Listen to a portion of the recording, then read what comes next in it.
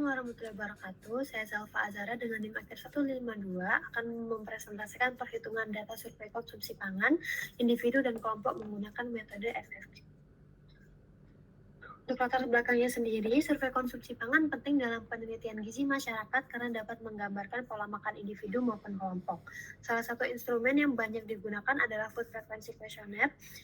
Dibandingkan metode lain seperti 24-hour recall atau food record, FFQ lebih praktis, efisien, dan dari segi waktu dan biaya, serta mampu menangkap kebiasaan konsumsi jangka menengah hingga panjang. Penelitian ini di Indonesia juga menunjukkan bahwa FFQ valid dan reliable pada berbagai kelompok, mulai dari dewasa, anak balita, hingga populasi beresiko penyakit metabolik. Namun, FFQ tetap memiliki keterbatasan, antara lain ketergantungan pada daya ingat responden, potensi tidak tercukupnya variasi pangan lokal, serta kesalahan dalam memperkirakan ukuran porsi. Dengan kelebihan dan keterbatasan tersebut, FFQ tetap relevan digunakan dalam survei gizi untuk memahami pola konsumsi pangan. Berikut adalah data responden yang saya wawancarai. Untuk responden pertama, ada dia dengan tanggal interview 4 September, jenis kelamin perempuan, usia 20 tahun. Untuk responden kedua, Keisha, tanggal interview 4 September, jenis kelamin perempuan dan usia 19 tahun. Untuk frekuensi respon yang pertama, pola konsumsi dia menunjukkan kecenderungan tinggi pada makanan olahan seperti bakery, snack ringan, mie instan, dan minuman instan. Sebaliknya, konsumsi pangan alami seperti buah, sayur, dan konsumsi sumber protein segar tidak muncul dalam data ini. Hal ini berpotensi menyebabkan pola makan tinggi energi, gula, lemak, serta natrium, tapi rendah serat dan vitamin mineral penting. Untuk frekuensi responden 2, pola konsumsi Keisha cenderung lebih rendah dibandingkan dia dalam hal frekuensi dan variasi makanan olahan. Konsumsi produk susu dan olahannya terbatas, sementara asupan gula sederhana dari permen dan coklat cukup tinggi.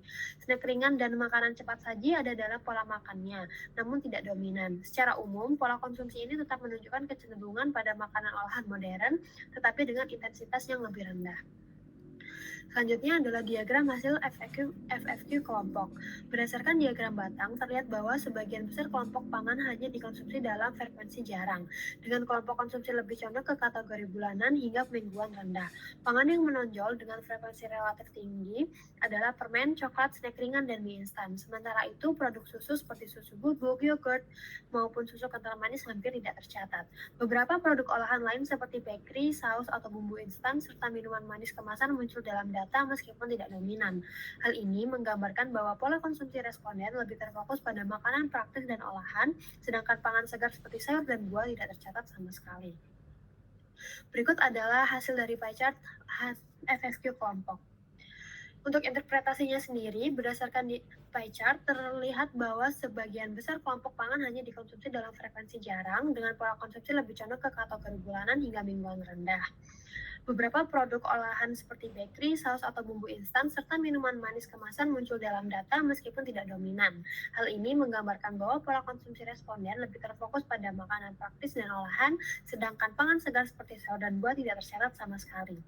Untuk kesimpulannya, berdasarkan hasil analisis penggunaan metode Food Frequency Questionnaire, dapat disimpulkan bahwa pola konsumsi responden, baik individu maupun kelompok, cenderung didominasi oleh panganan olahan seperti mie instan, produk bakery, snack ringan, dan minuman instan. Sementara itu, konsumsi pangan segar berupa buah, sayur, dan sumber protein alami relatif rendah atau tidak tercatat dalam data. Kondisi ini menunjukkan bahwa pola makan responden belum sesuai dengan prinsip gizi seimbang, terutama dalam hal pemenuhan serat, vitamin, dan mineral.